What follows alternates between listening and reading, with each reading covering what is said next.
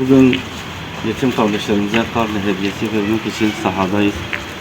Yetimler Vakfı Mardin temsilciliği olarak yetimleri sevindirmek adına, yetim kardeşlerimizin başarılarını desteklemek adına onlara karne hediyesi vereceğiz inşallah. Allah hayırlarından razı olsun. Bugün 2024-2025 yarı yıl tatili başladı.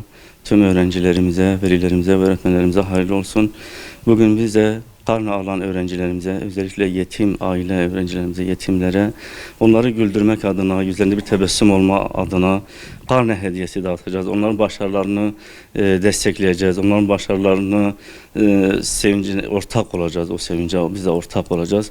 Onlara inşallah bugün karne hediyelerini dağıtacağız. Onlara akıllı saat, kulaklık gibi vesaire hediyelerle onları sevindireceğiz inşallah. Hayırseverlerimizden Allah razı olsun. Allah hayırlarını kabul etsin ve çalışmalarımız devam ediyor. Yardımlarını da bekliyoruz hayırseverlerimizden.